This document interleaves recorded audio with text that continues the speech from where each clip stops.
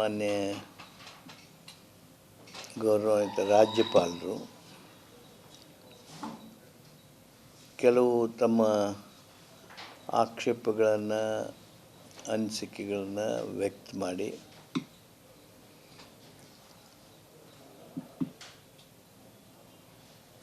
ಆರ್ಡಿನೆನ್ಸನ್ನು ಸುಗ್ರೀವಾಜ್ಞೆಯನ್ನು resubmit ಮಾಡೋದಕ್ಕೆ ಕಳಿಸ್ಕೊಟ್ಟಿದ್ದರು, ವಾಪಸ್ ಕಳಿಸಿದ್ವಿ. ಅದನ್ನು ನಾವು ನಿನ್ನೆ ನಾನು ಸನ್ಮಾನ್ಯ ಮುಖ್ಯಮಂತ್ರಿಗಳು ಚರ್ಚೆ ಮಾಡಿದ್ವಿ. ಆ ವಿವರಗಳನ್ನೆಲ್ಲ ಅವರು ಒಪ್ಪಿದರು. ಈಗ ಮತ್ತೆ ನಿನ್ನೆ ಸಾಯಂಕಾಲ ಆ ಸುಗ್ರೀವಾಜ್ಞೆಯನ್ನು ನಮ್ಮ ಕ್ಲಾರಿಫಿಕೇಷನ್ಸ್ ಏನದವು, ನಮ್ಮ ನಿಲುವು ಏನೈತಿ ಅವುಗಳನ್ನು ವ್ಯಕ್ತ ಮಾಡಿ 5 ಅಂಶಗಳ ನಮ್ಮ ಸುದೀರ್ಘವಾಗಿರ್ತಕ್ಕಂಥ ವಿವರಣೆಯನ್ನು ನೀಡಿ ರಾಜ್ಯಪಾಲರಿಗೆ ನಾವು ರೀಸಬ್ಮಿಟ್ ಮಾಡಿದ್ವಿ. ಕಡತವನ್ನು ಮತ್ತೆ ಮರುಮಂಡಿಸಿದ್ದೇವೆ. ನಮ್ಮ ನಿಲುವೇನಿತ್ತು, ರಾಜ್ಯ ಸರ್ಕಾರದ ನಿಲುವು, ಆ ರಾಜ್ಯ ಸರ್ಕಾರದ ನಿಲುವನ್ನು ಮತ್ತೆ ಇನ್ನೂ ಸ್ಪಷ್ಟಗೊಳಿಸಿ ಕೆಲವು ಕಡೆ ಹೆಚ್ಚಿನದಾಗಿರ್ತಕ್ಕಂಥ ಮಾಹಿತಿ ಕೊಟ್ವಿ. ಸುಪ್ರೀಂ ಕೋರ್ಟು, ಹೈಕೋರ್ಟ್ನವರು ನೀಡಿರ್ತಕ್ಕಂಥ ಆ ತೀರ್ಪುಗಳ ವಿವರಗಳನ್ನು ಕೊಟ್ವಿ. ಕೆಲವು ಸಂದರ್ಭದಲ್ಲಿ ಅವ್ರಿಗೆ ಎಲ್ಲಿ ತಪ್ಪು ಗ್ರಹಿಕೆ ಆಗಿದೆ ಅಲ್ಲಿ ವಿವರವನ್ನು ಕೊಟ್ವಿ. ಈಗ ಫಾರ್ ಎಕ್ಸಾಂಪಲ್ 3 ಲಕ್ಷ ಇದೆ ಸಾಲ, 5 ಲಕ್ಷ ನೀವು ದಂಡ ಹಾಕ್ತಿರಲ್ಲ ಅಂತ ಒಂದು ಆಕ್ಷೇಪ ಇತ್ತು. ನಾವು ಹೇಳಿದ್ವಿ, ಅದು ಸಾಲ ಎಷ್ಟೈತಿ ಅದ್ರ ಸಲುವಾಗಿ ದಂಡ ಹಾಕೋದಿಲ್ಲ. ಆ ಗುನ್ನೆ ಏನು ಮಾಡ್ತಾನ, ಆ ಗುನ್ನೆದ ಮೇಲೆ ದಂಡ ಹಾಕ್ತೀವಿ. Not on the quantum of lone but on the gravity of the criminal offence that he has committed. ಆದ್ದರಿಂದ ಅದು ತಪ್ಪು ಗ್ರಹಿಕೆಗೆ ಕಾರಣ ಇಲ್ಲ ಅಂತೇಳಿ ವಿವರಣೆಯನ್ನು ಕೊಟ್ಟಿದ್ದೇವೆ. ಅದರ ಜೊತೆಗೆ ನಾವು ಯಾರು ಸಾಲ ಲೀಗಲಾಗಿ ಕೊಡ್ತಾರೆ, ಬಡ್ಡಿ ಸರಿಯಾಗಿ ಹಾಕಿರ್ತಾರೆ, ಅವ್ರಿಗೆ ನೋಂದಣಿ ಆದವ್ರಿಗೆ, ರಿಸರ್ವ್ ಬ್ಯಾಂಕ್ ಆಫ್ ಇಂಡಿಯಾದವರು ಕೆಳಗೆ ಕೆಲಸ ಮಾಡ್ತಕ್ಕಂಥವ್ರಿಗೆ, ಅವರ ವ್ಯಾಪ್ತಿಯಲ್ಲಿರುವವ್ರಿಗೆ ಈ ಸುಗ್ರೀವಾಜ್ಞೆ ಲಾಗೂ ಆಗೋದಿಲ್ಲ. ಈ ಸುಗ್ರೀವಾಜ್ಞೆ ಖಾಸಗಿ ಲೇವಾದೇವಿದಾರರು, ಯಾವುದೇ ರೀತಿಯಾಗಿ ನೋಂದಣಿ ಮಾಡಿಕೊಳ್ಳದೆ ಇರೋರು, ಯಾವುದೇ ರೀತಿಯಾಗಿ ಕಾನೂನಾತ್ಮಕವಾಗಿ ಏನು ಪರವಾನಗಿಗಳನ್ನು ತೆಗೆದುಕೊಳ್ಬೇಕಾಗಿತ್ತೋ ಆ ಪರವಾನಗಿ ತೆಗೆದುಕೊಳ್ಳದೆ ಇರೋರು, ಯಾರು ಕಾನೂನು ಬಾಹಿರವಾಗಿ ಒತ್ತಿ ಇಟ್ಕೊಳ್ತಕ್ಕಂಥದ್ದನ್ನು ಏನು ಮಾಡ್ತಾರೆ ಅಂಥ ಸಾಲ ಕೊಡೋರು, ಮತ್ತು ಇಂಥದ್ದೆಲ್ಲರೂ ಇಟ್ಕೊಂಡು ಏನು ಹಿಂಸೆ ಮಾಡ್ತಾ ಇರ್ತಾರಲ್ಲ ಅವರನ್ನು ಗಮನದಲ್ಲಿರಿಸಿಕೊಂಡು ಸುಗ್ರೀವಾಜ್ಞೆ ಆಗಿರೋದು. ಆದ್ದರಿಂದ ಈ ಸುಗ್ರೀವಾಜ್ಞೆ ಬಡವರನ್ನು, ಮುಗ್ಧ ಸಾಲಗಾರರನ್ನು ರಕ್ಷಣೆ ಮಾಡೋದಕ್ಕೆ ಈ ಸುಗ್ರೀವಾಜ್ಞೆ ಆಗಿದೆ. ಇದು ವಲ್ನರಬಲ್ ಗ್ರೂಪ್, ಅವ್ರಿಗೆ ರಕ್ಷಣೆ ಮಾಡ್ತದೆ. Who is vulnerable group? Vulnerable group ಅಂದರೆ he will be a farmer, ರೈತ, ಅವನು ಬೀದಿ ವ್ಯಾಪಾರಸ್ಥ, ಅವನು ಸಣ್ಣ ಹೂ ಮಾರೋನು, ಹಣ್ಣು ಮಾರೋನು, ಅವನು ಅತ್ಯಂತ ಸಣ್ಣ ಬಿಸ್ನೆಸ್ ಮಾಡೋನು. ಈ ಎಲ್ಲ ವಲ್ನರಬಲ್ ಗ್ರೂಪ್ನವರು ಈ ಒಂದು ಸುಗ್ರೀವಾಜ್ಞೆಯಿಂದ ರಕ್ಷಣೆಗೆ ಅವರು ಅರ್ಹರಾಗ್ತಾರೆ. ಶಿವಪುತ್ರ, ಆ ವಲ್ನರಬಲ್ ಗ್ರೂಪ್ ಇದನ್ನು ಕೊಡಿ. Who all comes under vulnerable group?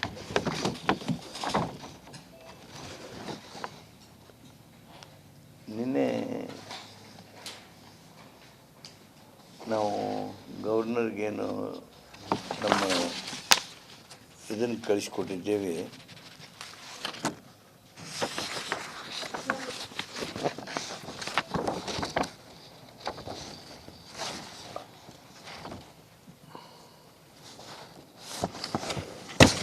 Vulnerable section of the society means and includes farmer, women, self-help group of women, agricultural laborers, workmen, footpath vendors, other vendors who move from one place to other, worker working in milk dairy, construction worker, migrant worker, those group of people who are disadvantaged as compared to others, mainly on account of reduced access to their basic services and underlying determinants of health, ಅಂದರೆ slum dwellers, housing, sanitation, and people who are economically backward, low on livelihood, ಅಂದರೆ ಪ್ರತಿ ದಿವಸದ ಅವಶ್ಯಕತೆಯನ್ನು ಗಳಿಸ್ಕೊಳ್ಳದೆ ಇರ್ತಕ್ಕಂಥವ್ರು, with no regular source of income. ಇವರು vulnerable group ಅಂದರೆ vulnerable section ಅಂದರೆ ಈ ಒಂದು ಜನ, ಇವ್ರನ್ನ ರಕ್ಷಣೆ ಮಾಡೋದಕ್ಕೆ ಈ ಸುಗ್ರೀವಾಜ್ಞೆ ಒಂದು ರೀತಿಯ ಶ್ರೀರಕ್ಷೆ ಆಗಬೇಕು ಅನ್ನುವಂಥ ದೃಷ್ಟಿಯಿಂದ ನಾವು ಇದನ್ನು ಮಾಡಿದ್ದೀವಿ. 5 ಪಾಯಿಂಟ್ ಯಾವುವು ಅಂದರೆ constitutional justification for protecting borrowers, constitutional justification for protecting borrowers, validity of loan discharge and restrictions on recovery. Third point, penal provisions and proportionality of punishment. Fourth point, release of securities and protection of borrowers. Fifth point, states' legislative competence and urgency of ordinance. ಈ 5 ಅಂಶಗಳ ಮೇಲೆ ನಾವು ಸನ್ಮಾನ್ಯ ರಾಜ್ಯಪಾಲರಿಗೆ ನಿನ್ನೆ ಸಾಯಂಕಾಲ ಇದನ್ನ ಫೈಲನ್ನು ಈ ಎಲ್ಲ ವಿವರಗಳೊಂದಿಗೆ ರೀಸಬ್ಮಿಟ್ ಮಾಡಿದ್ದೇವೆ. ಮಾನ್ಯ ಗೌರವಾನ್ವಿತ ರಾಜ್ಯಪಾಲರು ಕೆಲವು ತಮ್ಮ ಆಕ್ಷೇಪಗಳನ್ನು, ಅನಿಸಿಕೆಗಳನ್ನು ವ್ಯಕ್ತ ಮಾಡಿ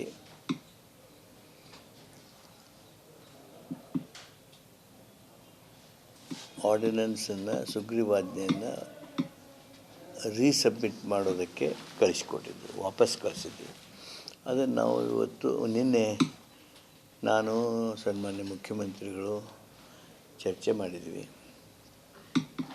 ಆ ವಿವರಗಳನ್ನೆಲ್ಲ ಅವರು ಒಪ್ಪಿದರು.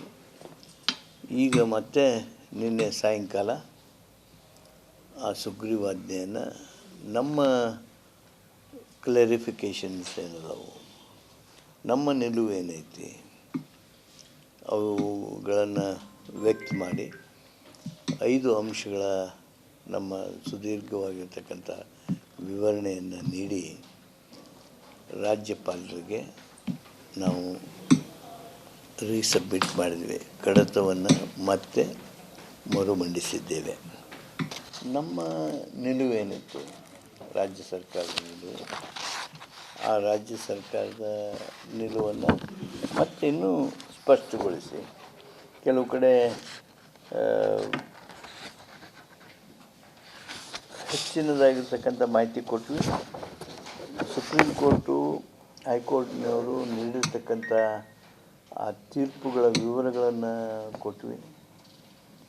ಕೆಲವು ಸಂದರ್ಭದಲ್ಲಿ ಅವ್ರಿಗೆ ಎಲ್ಲಿ ತಪ್ಪು ಗ್ರಹಿಕೆ ಆಗಿದೆ ಅಲ್ಲಿ ವಿವರವನ್ನು ಕೊಟ್ವಿ. ಈಗ ಫಾರ್ ಎಕ್ಸಾಂಪಲ್ 3 ಲಕ್ಷ ಇದೆ ಸಾಲ, 5 ಲಕ್ಷ ನೀವು ದಂಡ ಹಾಕ್ತಿರಲ್ಲ ಅಂತ ಒಂದು ಆಕ್ಷೇಪ ಇತ್ತು.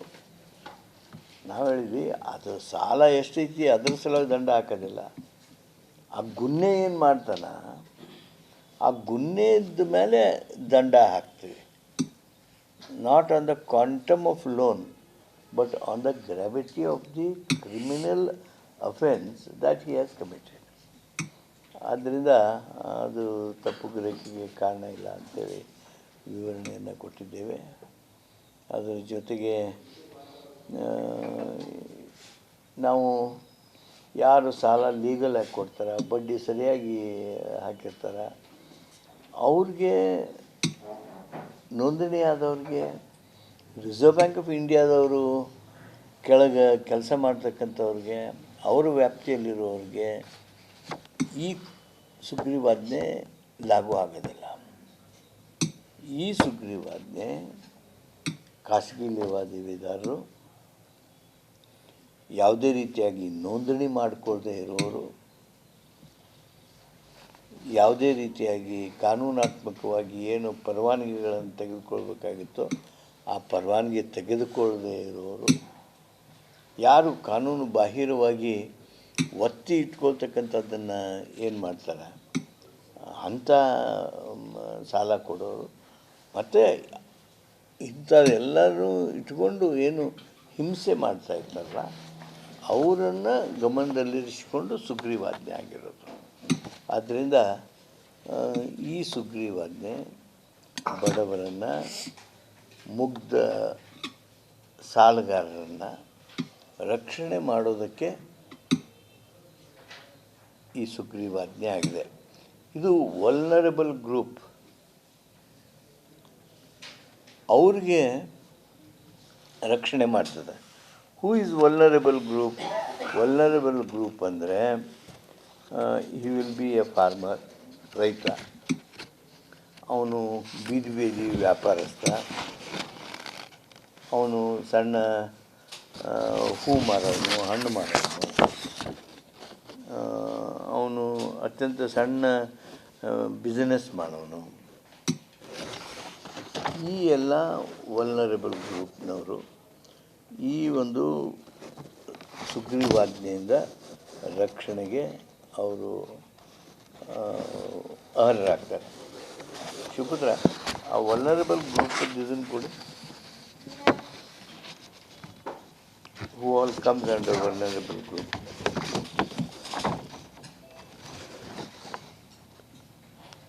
ನಿನ್ನೆ ನಾವು ಗವರ್ನರ್ಗೇನು ನಮ್ಮ ಇದನ್ನು ಕಳಿಸ್ಕೊಟ್ಟಿದ್ದೇವೆ.